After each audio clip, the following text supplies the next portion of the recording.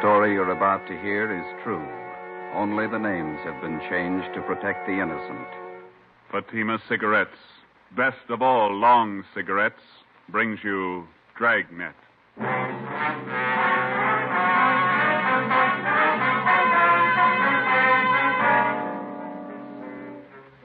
You're a detective sergeant. You're assigned to robbery detail. An elderly woman on her way to the bank has been robbed and beaten senseless. The suspects are cruel, ruthless. Your job, get 'em. If you want a long cigarette, smoke the best of all long cigarettes. Smoke extra mild Fatima. Yes, Fatima is the king-size cigarette which contains the finest Turkish and domestic tobaccos superbly blended to make it extra mild, to give Fatima a much different, much better flavor and aroma than any other long cigarette. That's why Fatima has more than doubled its smokers coast to coast. Enjoy extra mild Fatima yourself. Best of all long cigarettes. It's wise to smoke extra mild Fatima. It's wise to smoke extra mild Fatima.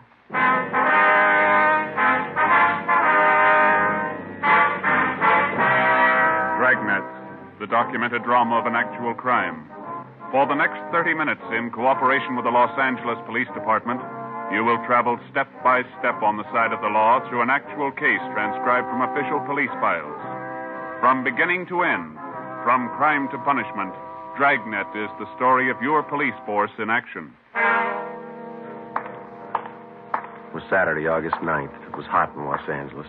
We were working the day watch out of robbery detail. My partner's Ben Romero. The boss is Ed Walker, captain of robbery. My name's Friday. It was 10:14 a.m. when I got to room 27A, robbery detail. Hi. Hi. Hello, Joe. Hi, Win. How is he? Won't know for a while. What'd the vet say? Thinks the dog picked up some kind of poisoned food. Oh, that's too bad. Sure hot. You got a penny? Yeah. Yeah, there you are. Thank you.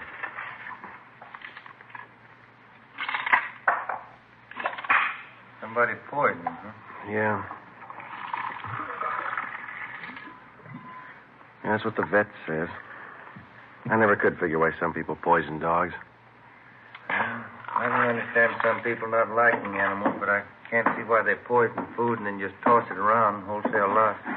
You know how I feel about that dog of mine. If anything happens to him, I don't know what I'll do. Oh, he'll be all right. Those vets can do wonders these days. I sure hope so. They told me to check back with him about noon. I'm about to melt in this heat. Yeah, doesn't seem to be any air at all. Well, tomorrow's Sunday. Guess I'll just lie out in the backyard. It's going to be good to just loaf around and read the Sunday papers, huh? It's a hot shot. I'll take it. My wife wants me to get out and get a little color. She says I'm better looking with a tan. She ought to know. All right. Will you get married, Joe? After so long, you get so you believe everything they tell you. There's one to roll on. Yeah? Robbery and shooting. Victim's car was stolen. You want to get on it? Right, let's go, Joe. Bank job. Don't make any plans for Sunday. 10:53 a.m. Ben and I pulled up in front of the Union Trust and Savings Bank at Melrose and Logan. We made our way through the usual crowd that was milling in and around the bank. We spoke with the manager, a Mr. Bill Fore. He told us that he didn't see the actual robbery. The victim was taken in the parking lot next to the bank. Her name was Myrtle Shaw, a longtime customer of the Union Trust and Savings. Fore told us that she always did her banking at the same time each day, around 10 in the morning when the bank first opened. He said she was the proprietor of Myrtle's Cafe, 4 doors west of the bank. Let us through, please. Sorry, let us through here. Officer, over here. Yes, sir. Friday and Romero, Central Robbery. Did you answer the call? Yes, we did. Freeman and Welsh, Unit 13R. Ambulance just left. Victim didn't want to go to Georgia Street. Said she wanted her own doctor. Okay, is she inside the cafe? Yeah. Let's go in, Ben. Are you Freeman? No, I'm Welsh. Freeman's inside. See if you can clear this crowd a little, will you, Welsh? Right. Thank you. All right. You've seen everything now. Now, let's move along. Come on. The plaque on your street there.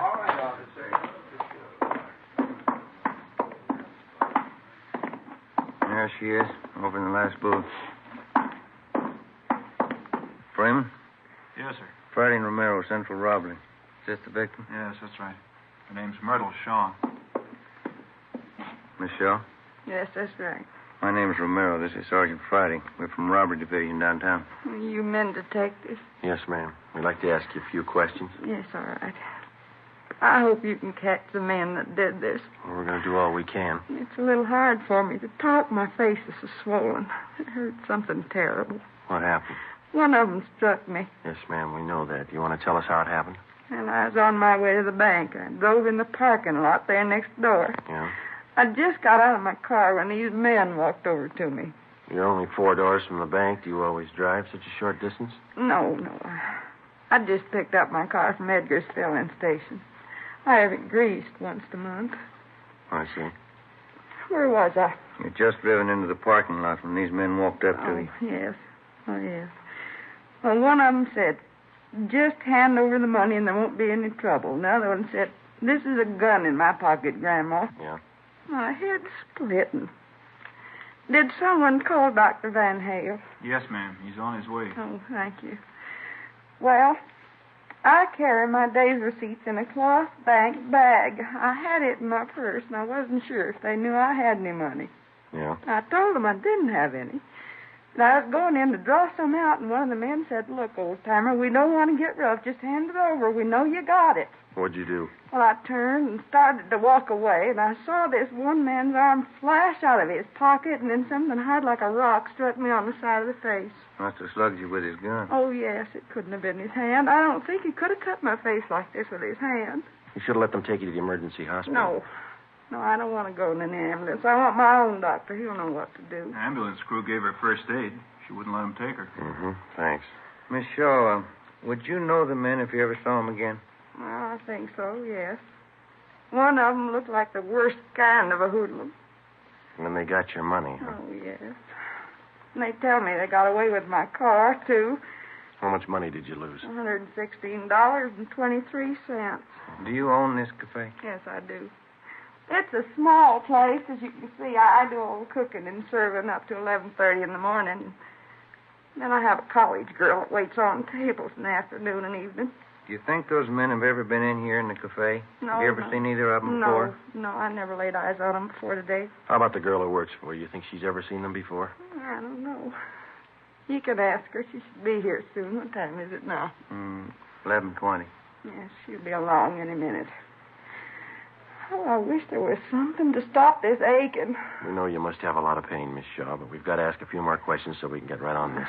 Yeah, I understand. I'll tell you all I can.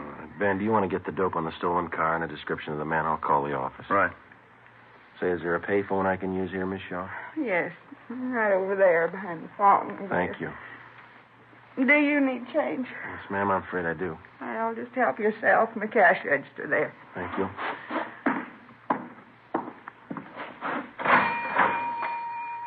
I put in a dime, taking out 2 nickels. Oh, well, now that wasn't necessary, young man. You didn't have to tell me. Well, I know, but we don't like to open other people's cash registers. You're a police officer, aren't you? Yes, ma'am. I trust you. That seems to be the reason a lot of people don't. I called the office, and as fast as Ben repeated the information, I phoned it in. The detailed information was broadcast to all units. The stolen car was a 1946 green Ford sedan, license number 1X-Ray 1898. All units were instructed to be on the lookout for the car, and if found abandoned, to notify robbery detail immediately and keep the car under surveillance until we arrived. I called in a description of the suspects and the fact that the money was taken in a cloth bag stamped Union Trust and Savings. Myrtle Shaw's doctor arrived, and she was ordered to bed for rest and treatment. Ben and I interrogated all the possible witnesses in the parking lot, and we found only one man who saw the actual robbery. His story compared to that of Miss Shaw's, but he could add nothing more. We talked with a young college student who worked in the restaurant. She didn't think she'd ever seen the men in question. We drove back to the city hall and went to the stats office. They made a run for us on the descriptions and M.O. that we had, and we pulled the packages of all possible suspects that the machine sorted out. We narrowed and sifted the 24 possibles down to 12. We took the mug shots out and showed them to the victim and the one witness. They could not identify any of them as the 2 men in the holdup. 2:35 p.m. Saturday. We started to canvass the neighborhood, door to door. That takes care of Logan Street for 1 block, both sides. Want to start here on Melrose? Okay. Let's try this drugstore. I'm on fire. Paper says it's supposed to hit 99 today. I believe it. Come on. Yes, sir? Police officers, we're looking for a couple of men. Here's the descriptions. I wonder if you'd read this and tell us if you ever seen them. Yes, sir. We got time to have a coat. No, we better not. It's getting late. No, I'm afraid I've never seen anybody who answers either one of these descriptions. You sure? Yeah, quite sure. Well, thank you. I'll have to have that back. Oh. Let's go.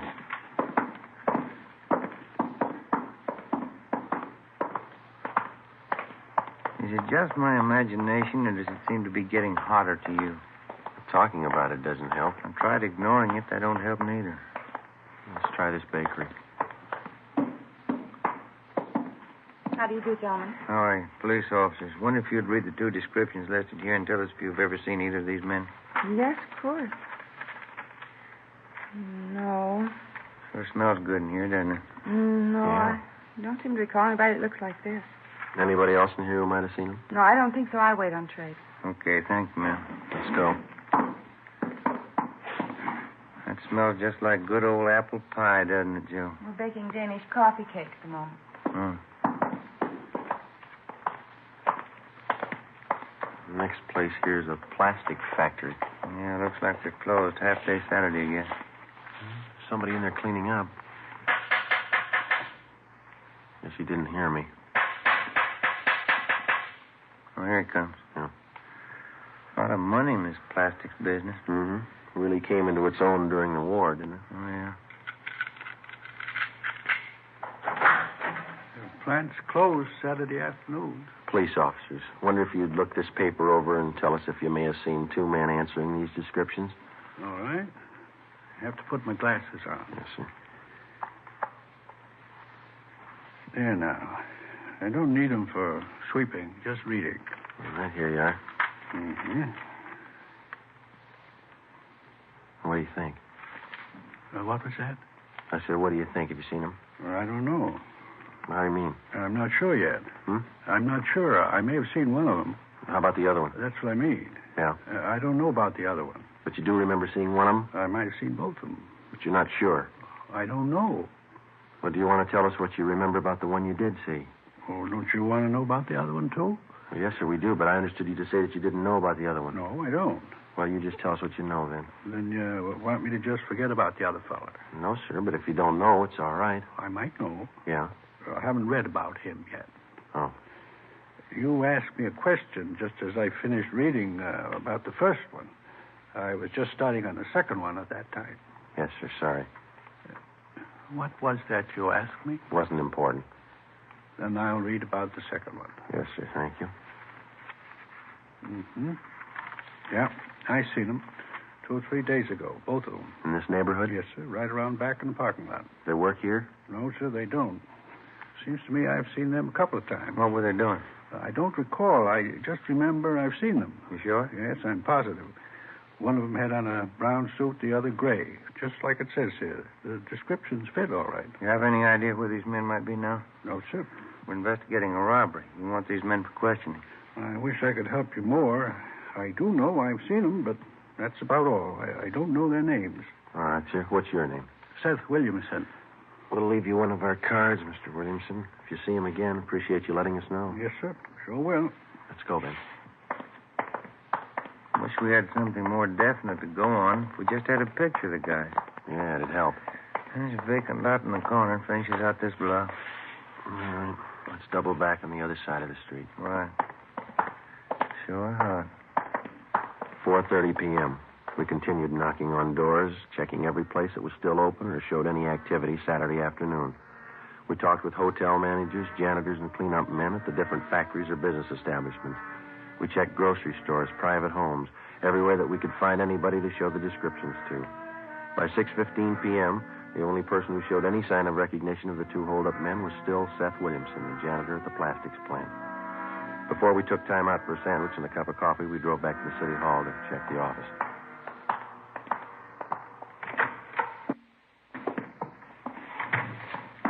Hi, Friday. What do you say, Marty? A couple messages for you here. Thanks. What's the matter with you, Romero? I'm dehydrated. That sun almost fried me. Oh, Joe, that one call there from your mother Said tell you a dog's out of danger. Oh, that's fine. Called in around 2, huh? Yeah. That other one's from some guy who says he wants to talk to you right away. Been calling in since about 3 this afternoon. Seth Williamson, eh? Called 4 times. Yeah. Said tell you he'd wait at that number there till he heard from you. I'll call him right now. Been hot downtown, Marty? Pretty warm, yeah. Any kickback on that stolen car? No, not yet. Benson Plastics. This is Sergeant Friday, Police Department. Oh, yes. I'm glad you called me back. I think I've got a little more information for you. Yeah? Those 2 fellas you were looking for, did you find them? No, not yet. Well, I just remembered what they were doing out back there in the parking lot. Yeah? They were taking pictures Of what? of the 2 girls that was with them. I remember now. There were 2 young women with them. One was a blonde, and the other I don't recall. How were they dressed? The blonde had on a white shirt of some kind and a black dress. That's all I can tell you for sure. Who was taking the pictures? First, the fellas took the girls' picture, and then the girls took snapshots of the fellas. Thank you very much, Mr. Williamson. Oh, it'll help you. Yes, sir, it will. Goodbye. Goodbye. What do you got? They've had their pictures taken. Yeah? Let's find the prints.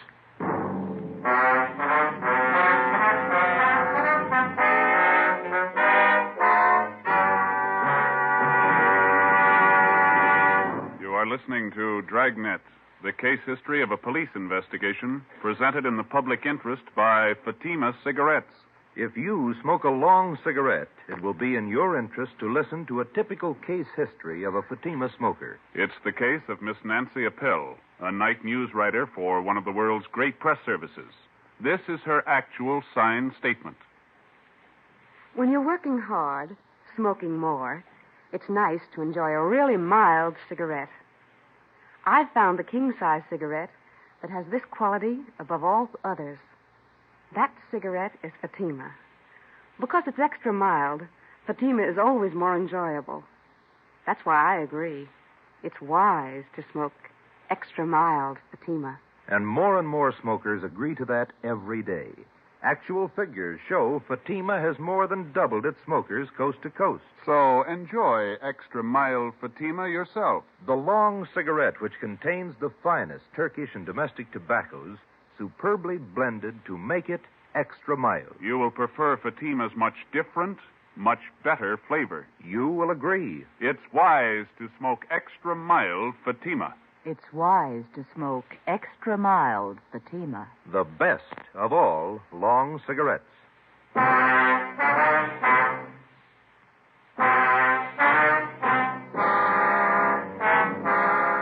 Ben and I figured if we could possibly turn up the photographs that had been taken, we'd have something more definite to go on. We still had a lot of doubts. Maybe the janitor, Seth Williamson, was wrong. Maybe there were no pictures. If the snapshots had been taken, maybe they were still on the camera, undeveloped. With any kind of fast service and processing, the photos could have been picked up by now. We figured it was worth the chance and the time involved to check the lead out. All we had was the victim's scant description of the 2 hold-up men, and if we could possibly turn up pictures, it would help a great deal. If Williamson was right, we'd have another lead, the 2 girls. 6:40 p.m., we started checking drugstores, going through all prints that had not yet been picked up by the customers. We'd made the rounds of all the drugstores in the neighborhood earlier in the day, but we double-checked the descriptions of the 2 men with the personnel in each store. By 9 p.m., we'd checked out 10 drugstores and found nothing. We were going on the hunch that the photos would most likely be dropped off for processing somewhere in the immediate neighborhood. It was only a hunch, and we were running out of drugstores. Police business. We'd like to go through your photos that have been left for developing. Yes, sir. Here's the box right here. Oh, thank you. I'll take half. Not very many this time, huh? Oh, don't forget to check the negatives, too. Sometimes they don't print them if they're bad. Yeah, I know. No, nothing in this one. People sure take a lot of pictures of babies, don't they? Yeah. Nothing. These are sure fuzzy. Pictures of the zoo. Pictures of Yellowstone.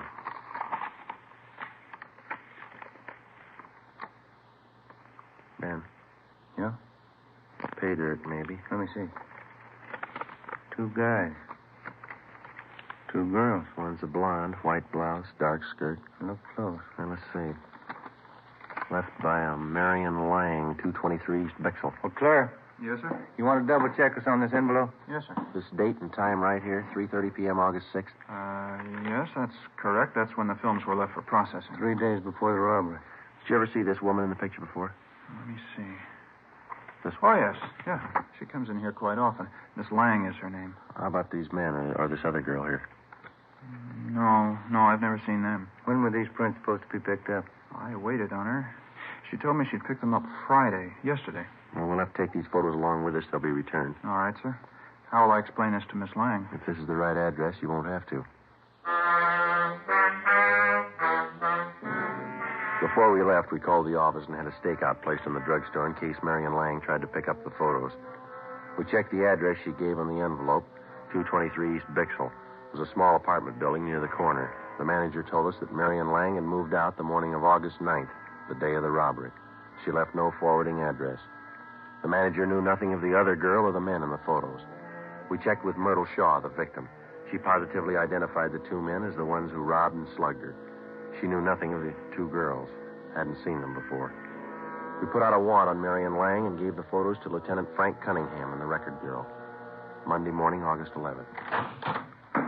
Morning, Frank. Hello, boy. Any record on the guys? Nothing we could find, no. I'm having copies sent out right now. Kind of thought maybe if we came up with pictures, we'd be halfway home. Maybe we are. How do you mean? I had Tony make some blow-ups from the negatives. Full of grain. Probably taken with a cheap box camera of some kind, but it might help. What'd you find? I just checked the enlargements. They're still in the wash, but I think we got something. Let's go over the photocopy. All right.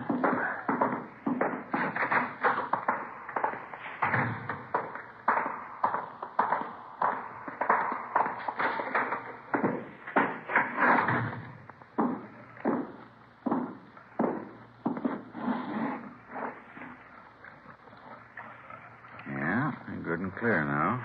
Clear as they'll ever be, anyway. There we go. I had 16 by 20 enlargements made. This will show you what I found. Yeah? You guys take a good look at the face of this one man here. Thought we did. Why? It's pretty hard to see on those small prints. Look here. You see the nose on this one? Mm-hmm. I'd guess it's been broken one time or another, wouldn't you? Yeah. You see here? Scar over the left eye, scar over the right eye. A couple of them. Yeah? Look at the right ear. See how mashed it is? Hmm. We couldn't come up with any names for you, but I'll bet it'd be safe to guess his line of work. Looks like a prize fighter. Nothing in the oddity file. I checked and double-checked everything I could lay my hands on here in the department. I don't place him if he was a boxer of any standing. I know where it's going. Isn't much. Wish I had something else for you. It's a lead, isn't it? Might be. More than we had. It was possible that one of the two hold-up men in the photos could have been a professional fighter. From his appearance and build, we felt it was a fair guess. We took copies of the snapshots to the State Boxing Commission, Los Angeles branch. We spoke with a Mr. Farmer, who couldn't seem to recall the man from his picture. We went over the description that the victim had given us. Farmer said that he knew a great many of the fighters because at one time or another they all check in and out of the commission before a bout. But the man in the snapshot remained unidentified. He checked through several hundred cards bearing the photographs of boxers in the files. No luck. Farmer suggested that we try the Spring Street gym where the out-of-town fighters get into shape and the boxers in town train. We left him a copy of the photograph and our card so that he could continue checking back through his files. It was 10:22 a.m. when we got to the Spring Street gym. Here's the manager's office. Come in. You the boss here? Yeah. What can I do for you? Police officers. Yeah? We're looking for a man we think might be a fighter. I wonder if you can help us out. Sure try. I'm Sergeant Friday. This is my partner, Ben Romero. Hi. My name's Charlie Coleman. Here's a couple of photographs for you to look at, Mr. Coleman. Mm-hmm. Have you ever seen this fellow on the right? Let's see here. Let's walk over by the window, get a little light on him. Wait a minute. Used to work out here all the time a couple of years back.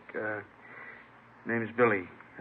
Marshall. Yeah, that's right. One of them named Billy the Kid Marshall. Is he still around? Oh, gee, I couldn't tell you. It's been a good 2 years since I've seen him up here. Any idea where we might locate him? I doubt it. Used to be a Benny Farber stable. Benny's been east now over a year. Let me check back through my locker listings. Maybe I still got something on it. Let's see. Out cards. Yeah, that's what we want. Let's take them over here by the window where we can read them. As I recall, Marshall wasn't much of a fighter. Father nursed him up through the prelims, got him in the semi-windups. He started hitting the bottle. Played the dames. Oh, yeah, here we are. Can I see that, please? Oh, sure. Here's that. Thank you. Billy the Kid.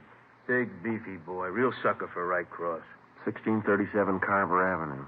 That's the last address you got on him? Whatever the card says, yeah. Real sucker for the old right cross. Thank you very much, Mr. Coleman. You're welcome, boys. Anytime. What's he done? We just want him for questioning. Oh, I see.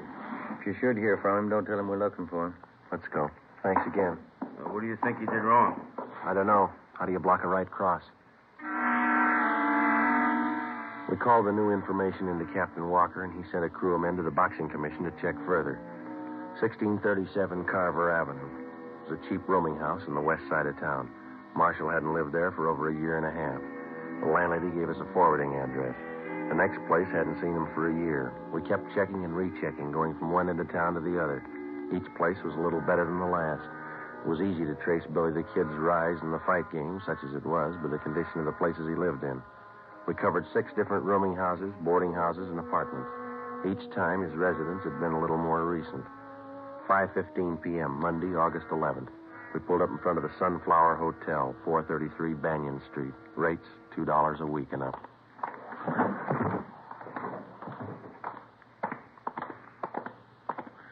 Nobody at the desk. I'll ring the bell. How do you do? Police officers.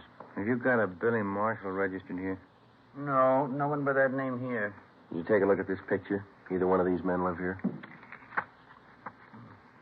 Oh, sure. That's Tom Green and George Martin, room 9. They in now? I could buzz their room and see. No, never mind. Room 9, you said. Yes, sir, that's right. Let's go.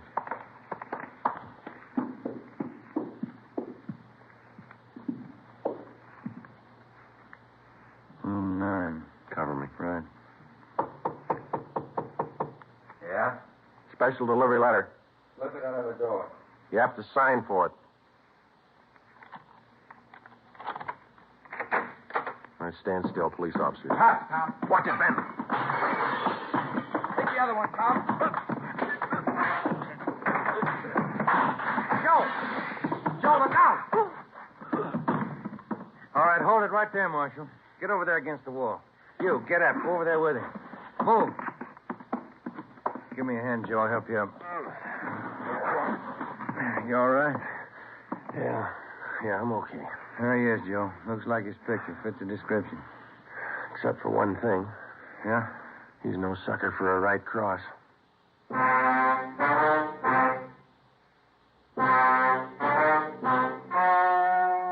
story you have just heard was true. Only the names were changed to protect the innocent.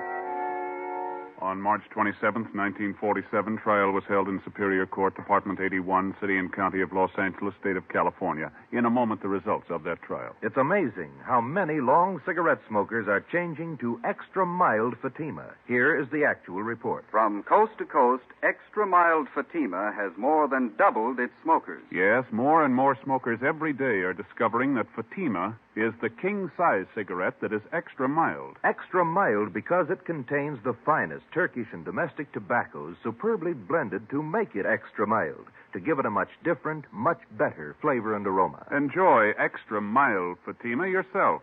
Best of all, long cigarettes. It's wise to smoke extra mild Fatima. It's wise to smoke extra mild Fatima.